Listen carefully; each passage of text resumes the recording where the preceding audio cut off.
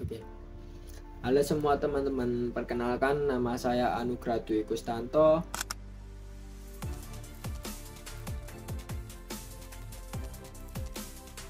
Nah, kali ini saya akan share sebuah kisah tentang salah satu proyek IT terbesar dan ya, mungkin ini salah satu kegagalan terbesar juga di dunia teknologi. Nah, kali ini kita ngomongin National Health Service atau bisa disebut dengan NHS, sistem layanan kesehatan terbesar di Inggris. Dan gimana sih mereka ini kok bisa gagal membangun sistem manajemen data pasien yang seharusnya bisa bikin skalanya itu lebih mudah, tapi yang terjadi malah sebaliknya. Proyek ini tuh gagal total. This has been one of the most protracted and one of the worst contracting scandals in the history of the public sector, I think. The coalition blames Labour for squandering billions on a failed programme and leaving ongoing liabilities from wasteful contracts. But the committee says that given the track record of the present government, it's hard to believe it will achieve its goal of a paperless NHS by 2018. Carol Walker, BBC News. Jadi itu ceritanya dimulai dari tahun 2002. NHS, Layanan Kesehatan Nasional Inggris, melayani lebih dari 60 juta orang. Bayangin deh betapa banyak data yang mereka kelola setiap harinya, dari rekam medis, hasil lab, jadwal perawatan, semuanya itu tersebar di berbagai rumah sakit, klinik, dan apotek. Nah, tujuannya dari proyek MPF IT ini atau National Program for IT adalah mengintegrasikan semua data itu ke dalam satu sistem. Nah, proyek ini kalau berhasil bakal jadi revolusi di sektor kesehatan. Data pasien itu bakal bisa diakses kapan aja, dimana aja, oleh dokter manapun. Gak perlu lagi tuh ribet-ribet bawa rekam medis cetak atau nunggu lama buat dapetin hasil lab. Dan buat ngebangun sistem ini, pemerintah Inggris udah siapin anggaran awal itu sekitar 2,3 miliar pound atau sekitar dengan 43,7 triliun rupiah. Ini bukan proyek kecil-kecilan teman-teman, ini tuh proyek besar, proyek nasional. Tapi seperti yang sering terjadi, apa yang dimulai dengan niat baik bisa terjadi dan berakhir dengan niat buruk kalau eksekusinya itu nggak tepat. Nah, inilah yang terjadi di proyek MPF IT ini. Sistem yang awalnya diprediksi selesai dalam waktu beberapa tahun, akhirnya itu molor dan malah bikin anggaran membengkak sampai dengan 12 miliar pound atau sekitar dengan 228 triliun rupiah. Proyeknya itu berhenti total pada tahun 2011 dan sayangnya banyak masalah muncul di sepanjang jalan. Jadi apa aja sih masalah utama dari proyek ini? Nah, mari kita bahas satu persatu. Untuk masalah yang pertama itu integrasi data yang gagal. NHS punya berbagai macam sistem yang udah ada di rumah sakit mereka. Beda rumah sakit, beda sistem. Nah, masalah muncul saat mereka itu coba gabungin semua sistem ini jadi satu. Ini tuh kayak seperti nyoba ngubungin beberapa komputer yang pakai sistem operasi yang berbeda-beda dan berharap semuanya bisa saling ngobrol satu sama lain. Bayangin aja kalau kalian punya handphone dengan operasi sistem yang berbeda-beda, misalnya Android dan iOS, terus kalian disuruh transfer data tanpa aplikasi perantara. Nah, itulah yang terjadi di sini. Banyak sistem di rumah sakit nggak bisa komunikasi satu sama lain. Akibatnya apa? Nah, akibatnya itu banyak data yang nggak bisa diakses, atau lebih buruknya lagi tuh, data itu banyak yang hilang. Bayangin, Betapa berbahayanya kalau dokter nggak bisa akses data pasien kritis karena masalah ini. Nah, untuk selain itu, ada kasus di mana rumah sakit harus menunggu berjam-jam untuk dapat mengakses rekam medis pasien yang seharusnya bisa mereka lakukan dalam hitungan detik.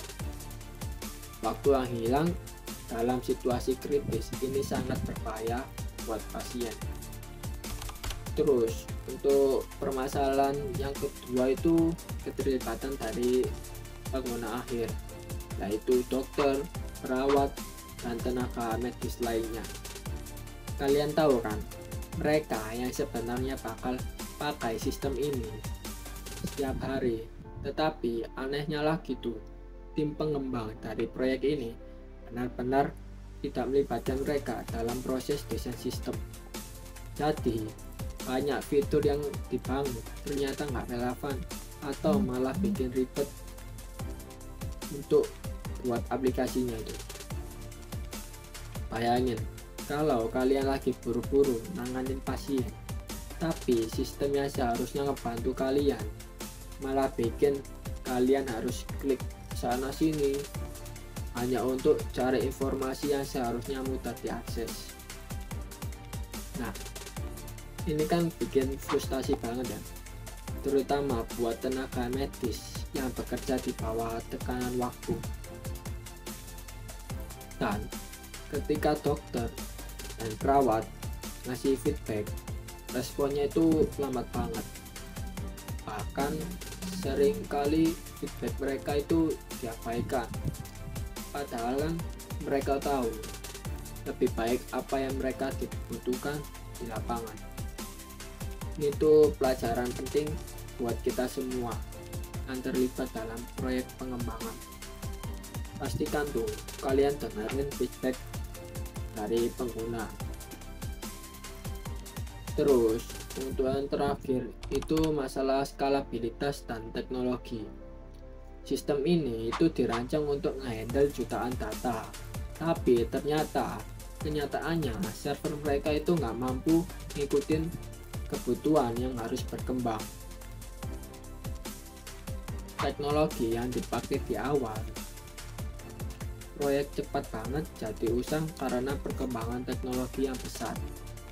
Ini tuh mirip kayak kalian beli smartphone yang terbaru, tapi 5 tahun kemudian sistem operasinya itu nggak bisa di-upgrade lagi. Kalian itu bakal stuck dengan teknologi lama.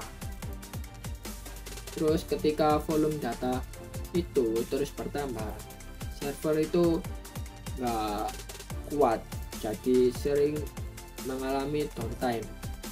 Setiap kali sistem down, layanan kesehatan juga terpengaruh.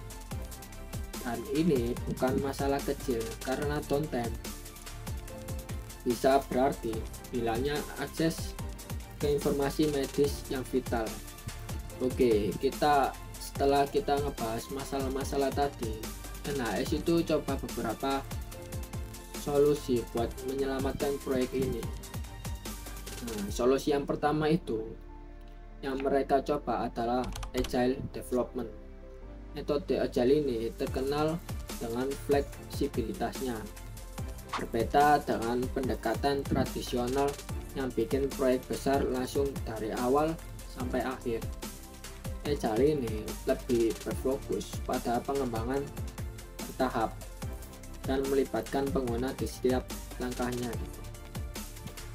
Jadi, tim pengembang bisa lebih cepat merespon masalah yang muncul dan menyesuaikan fitur-fitur sesuai dengan kebutuhan dokter dan perawat. Sayangnya kan, meskipun Agile ini memberikan beberapa perbaikan kecil, masalah yang mendasar dari proyek ini udah terlalu kompleks. Skalanya terlalu besar untuk bisa ditangani hanya dengan Agile. Tapi ini tuh bukan berarti Agile itu gagal total.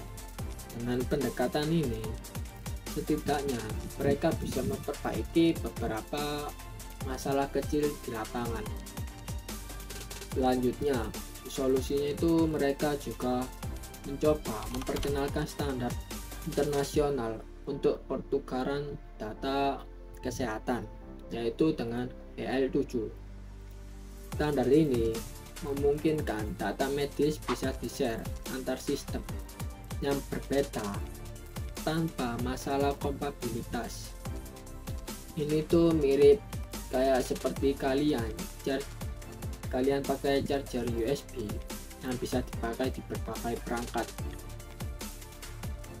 Dengan adanya standar ini, dokter dari rumah sakit manapun itu bisa mengakses data pasien tanpa harus khawatir soal format yang berbeda. Jadi langkah ini tuh yang bagus, tapi lagi-lagi banyak masalah lain yang udah terlanjur muncul. Dan yang terakhir itu mereka memutuskan untuk pindah ke cold server.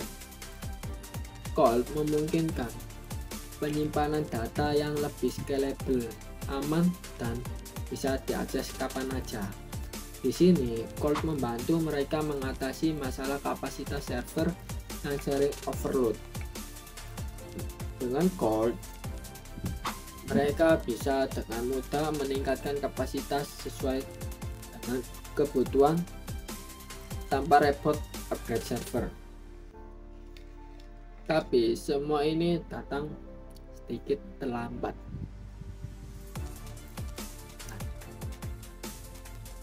Jadi, apa aja sih yang bisa kita pelajari dari kegagalan ini?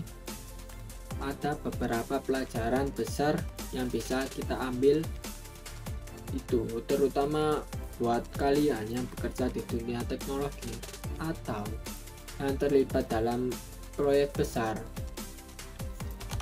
Yang pertama itu standarisasi data, itu juga penting banget. Tanpa standar yang jelas, integrasi data itu bakal jadi mimpi buruk. Terus yang kedua itu keterlibatan pengguna akhir, itu juga wajib banget. Kalian itu nggak bisa bikin sistem buat orang lain tanpa melibatkan mereka yang bakal pakai sistem itu sehari-hari. Terus yang ketiga, jangan anggap enteng skalabilitas. Kalau kalian bangun sistem besar, kalian harus siap untuk pertumbuhan data volume yang terus berkembang. Dan untuk yang terakhir, itu pindah ke cold bisa jadi solusi buat kalian. Tapi kalian harus tahu kapan waktu yang tepat buat migrasi. Jangan tunggu sampai permasalahan udah nggak bisa diatasi lagi. Dari kasus ini, kita bisa melihat bagaimana pentingnya perencanaan yang matang dalam proyek manajemen data. Nah, terutama dalam integrasi sistem yang melibatkan banyak pihak. Terus, kesalahan dalam standarisasi data,